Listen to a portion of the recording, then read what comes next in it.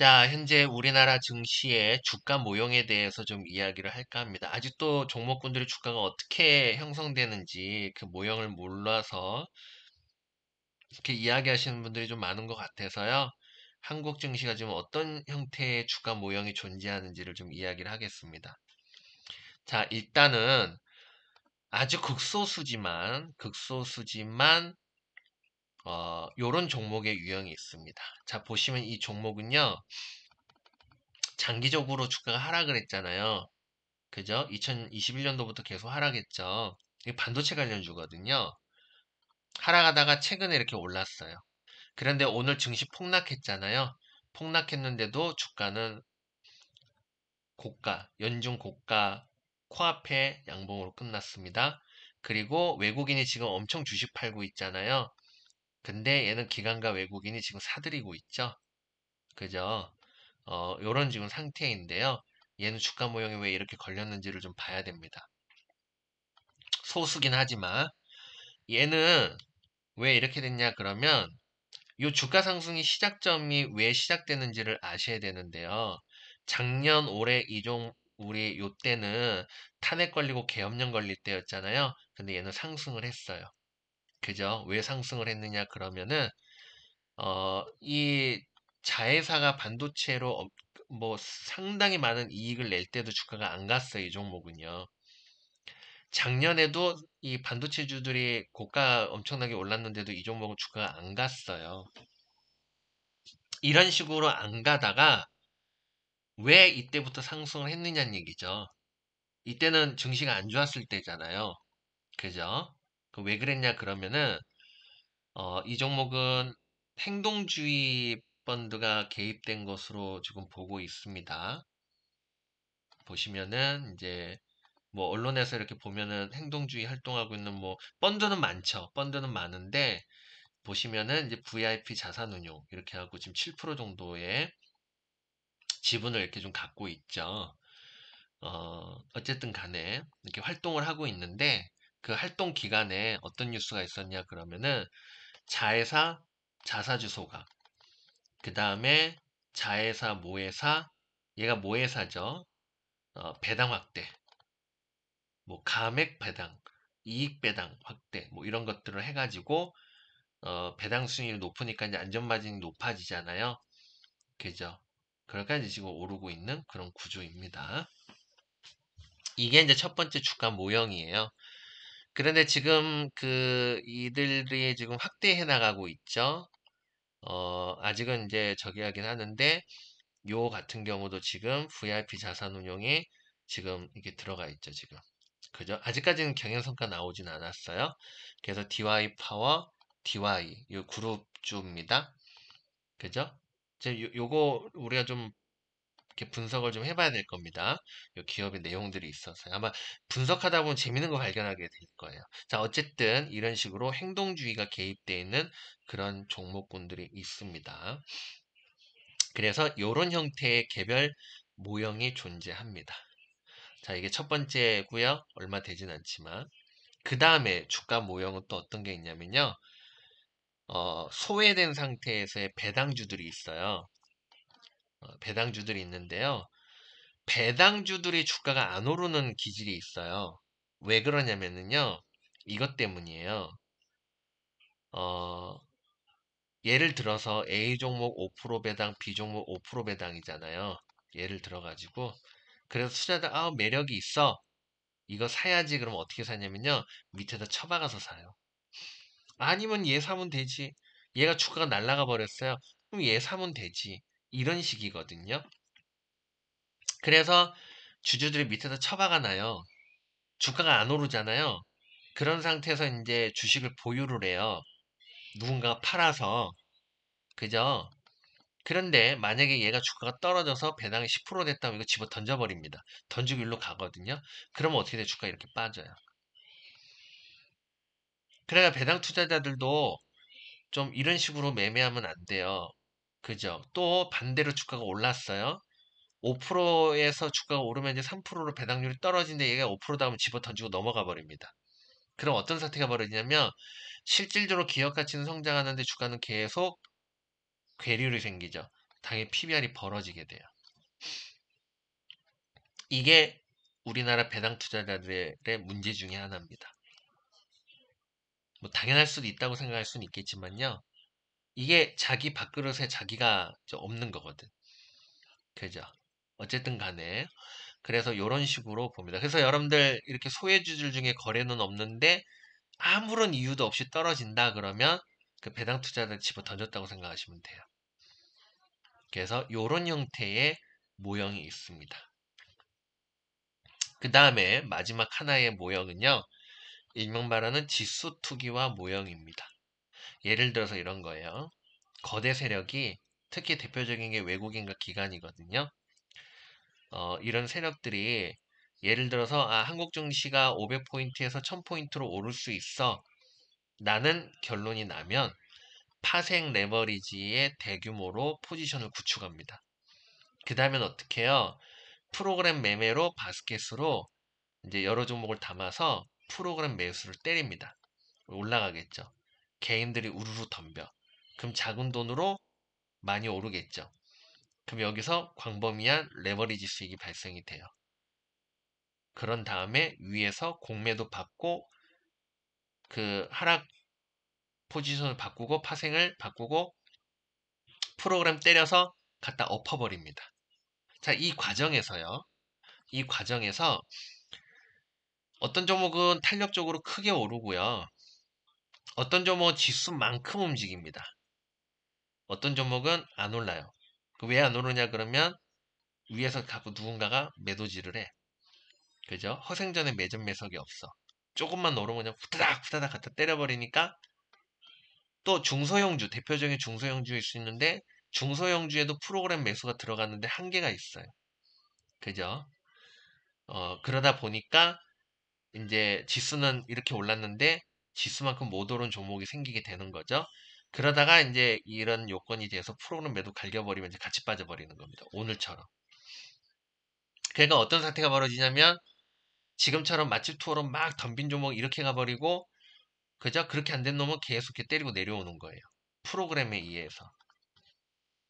근데 투자자들은 이 프로그램 장난질로 인해서 빠지는 걸 갖고 뭐라고 얘기하냐면 경영자가 고의적으로 찍어 눌렀다 그럽니다. 정말로 경영자가 두들겨 눌렀을까요? 아니잖아요. 그러니까 계속 번지수만 틀린 데서 하니까 문제가 해결이 안 되는 거예요. 우리가 정확히 문제가 뭔지를 파악하고 그에 맞는 요건들을 우리가 요구를 해야 되는데 그러니까 이걸 모르니 그죠? 엉뚱한 데 가서 엉뚱한 소리만 할 수밖에 없는 상황이 된 거죠. 그래서 이제 이런 식으로 가게 돼요. 장단점은 뭐냐? 이런 종목군들은 그나마 그래도 프로그램 매수로 들어와요. 여러분들이 물려 있어도 여러분들이 허생전에 매점 배송만 때려버리면 프로그램 매수가 팍 때리고 들어와요. 여러분들 가끔마다 그런 경우 있을 거예요. 중소형주들 거래도 없이 막 횡보를 합니다. 그러다 갑자기 윗꼬리가 팍 땡기고 팍 떨어지는 걸 구경하실 수 있을 거예요. 이거 프로그램 매수로 인해서 팍 때린 겁니다. 근데 투자자들이 뭔가 있는가 싶어서 우르르 덤볐다가 빠지니까 우르르 던지니까 여기서 대량거래 터져버린 거예요. 이런 거 자주 보실 거예요. 이게 바로 프로그램 웹더덕 현상입니다. 누가 매집해서 그런 게 아니고요. 이게 바로 한국 증시의 현실이에요.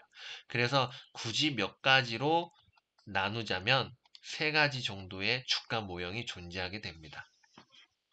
그런데 방금 마지막에 설명했던 모형이 상당수의 비중을 차지하고 있어요.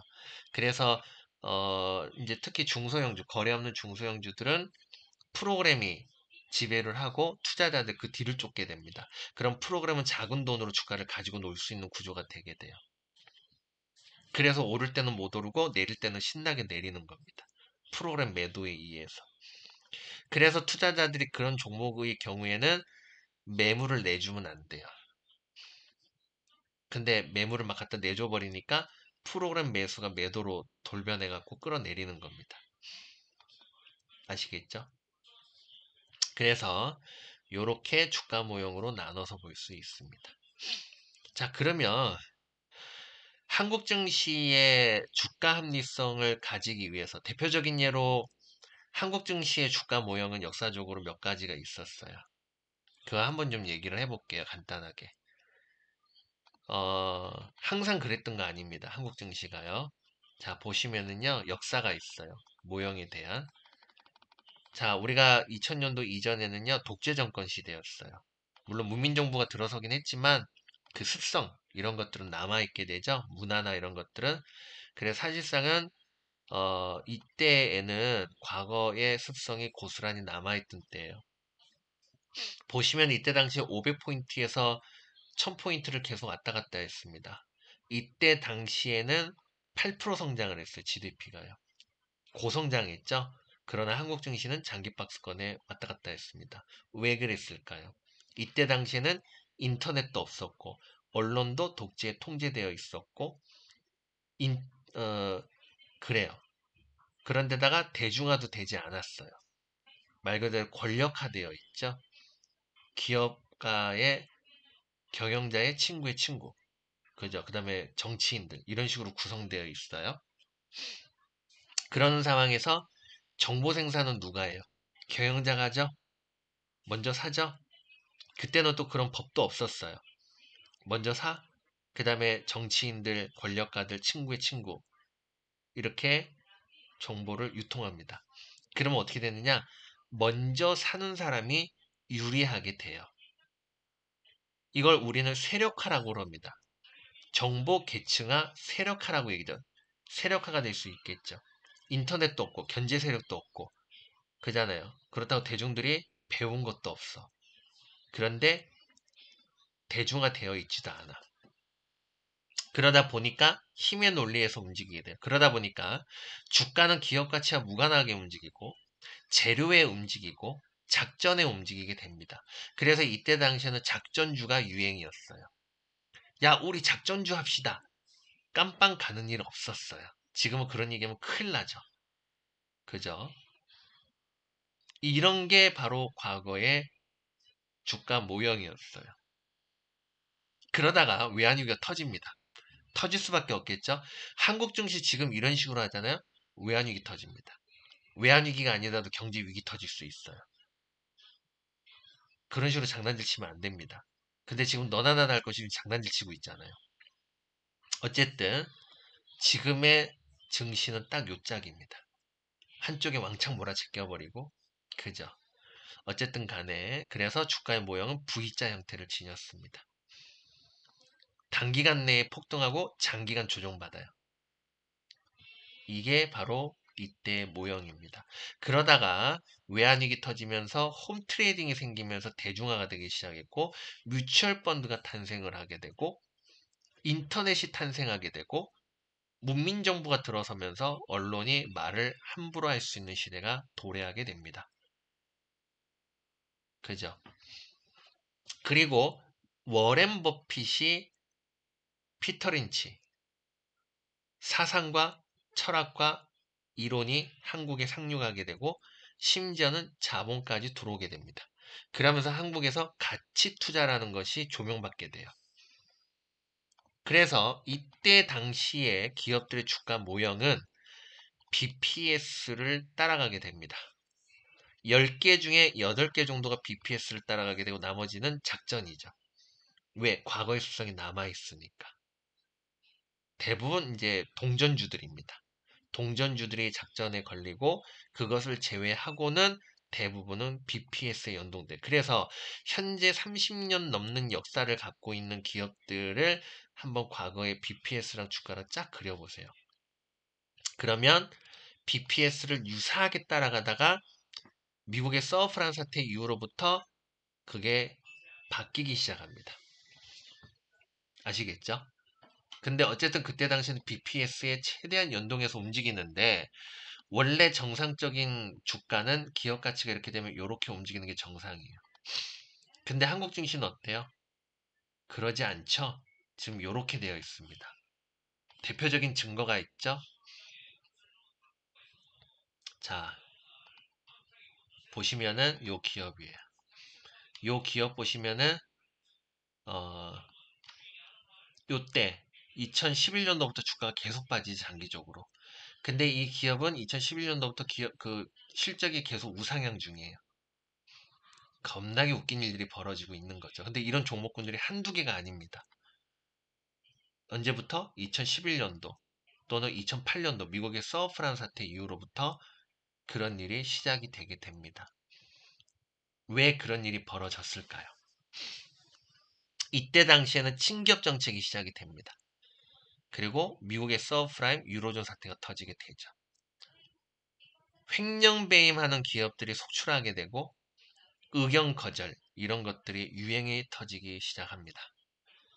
기업들이 그 일감 몰아주기 그래서 자기 친인척들, 측근들이 하는 법인체의 일감을 고가에 납품시켜주고 회사의 단물을 쪽쪽 빨아먹는다든지 해외에 페이폰 컴퍼니 만들어 놓고 빨아먹든지 그런 일들이 유행처럼 번져가기 시작합니다. 그래가 어떻게 돼요? 사람들은 자산 가치를 믿지를 못하게 되는 시대가 된 겁니다. 그래서 BPS에 대한 주가 모형이 사라지기 시작하게 돼요. 그 빈자리에 무엇이 차지했느냐? 바로 인덱스의 지수 투기화가 붙기 시작한 겁니다. 그래서 그 모형으로 가게 된 거예요. 이런 우여곡절이라는 게 있었어요. 거기에는 부작용이 있죠. 우리가 그러잖아요. 뭐 아담 스미스가 최고고 하이에그가 최고고 어? 그러잖아요. 또 누구예요, 그거? 갑자기 생각이 안 나는데. 작은 정부가 최고고 큰 정부가 최고고. 그죠? 아니잖아. 그죠? 이런 문제가 있으면 이렇게 개선이 되고 또 그것이 문제를 개선했지만 나중에 부작용이 터지고 그죠? 그러면서 이제 세상이 수정해 오는 그런 과정이 있었던 거였거든요. 주식시장에도 이런저런 문제가 생기니까 그것을 회피하기 위해서 만들어 놓은 그런 하나의 문화들이 결국에는 이제 뒤통수를 치게 되는 그런 일들이 벌어져 온 거거든요. 그래서 이제 그게 지금 너무 폐해가 되니까 현재 다시 소액주주 운동이 불어오고 행동주의가 요구되고 하는 겁니다. 이런 취지를 모르고 지금 소액주주를 비난하고 행동주의를 비난하는 사람들이 있죠. 어쨌든 간에 그래서 이런 식으로 역사적으로 주가 모형이 바뀌어 왔어요. 근데 지금 상법 개정이 현재 진행 중에 있고 그러는데 이제 성격이 급하고 당장 하늘에서 뭔가 떨어지기를 바라는 사람들 그럴 겁니다. 야, 상법 개정이 그렇게 진행되고 했는데도 지금 증시는 개판이야. 주시장이 하루아침에 바뀌지 않아요. 서서히 바뀌죠. 그거를 인지하는 사람도 있고 인지하지 못하는 사람들이 있어요. 하여튼 그런데 그래서 지금 이제 한쪽에서 그 행동주의가 진행이 되고 있고 그 성과물이 나오고 있고 그래서 이렇게 흔들림이 있는데도 불구하고 외국인들이 계속 주식을 사고 이렇게 우상향하는 종목이 나오고 있는 겁니다. 그런데 지금 행동주의의 대상이 늘어나고 있어요. 그래서 여러분들이 알게 모르게 증시가 변하게 될 겁니다. 요걸 여러분들 주목하셔야 돼요. 지금 막 프로그램 갖고 장난치고 거기 뒤에 숨어서 그것만 졸졸 쫓아다니는 10원 뛰기 판치기 하다가 나라 거덜내는 겁니다. 그 여러분들 계좌 거덜내는 거고요. 이 세상의 흐름의 물결을 이해 못하고 그저 과거의 방법에 의존하면 나중에 훅 당한단 말이에요. 어쨌든 이런 이제 과정들이 지금 서서히 진행이 되고 있는 상황이다라고 보시면 됩니다. 근데 이제 우리가 스튜디오드시 코드, 그 다음에 소액주주 운동이 가세를 하면 좀 더 빠르게 증시를 개선시킬 수 있는데 현재 소액주주 운동은 엉망진창입니다. 소수를 제외하고는 그 이유는 소액주주를 할 줄 모르는 거예요. 할 줄 모르고 감정만 앞세우고 입장만 앞세우니까 엉망진창이 되는 겁니다. 그게 좀 안타까운 부분이긴 하는데 어쨌든 이런 서서히 변화가 진행이 되고 있다. 이렇게 보시면 될 것 같아요. 그래서 여러분들이 그쪽으로 좀 집중해서 좀 들여다 봐야 되겠죠. 자, 그래서 오늘 영상을 통해서 주가 모형을 한번 좀 들여다 봤습니다. 자, 요 정도로 하고 다음에 또 이야기를 하도록 하죠.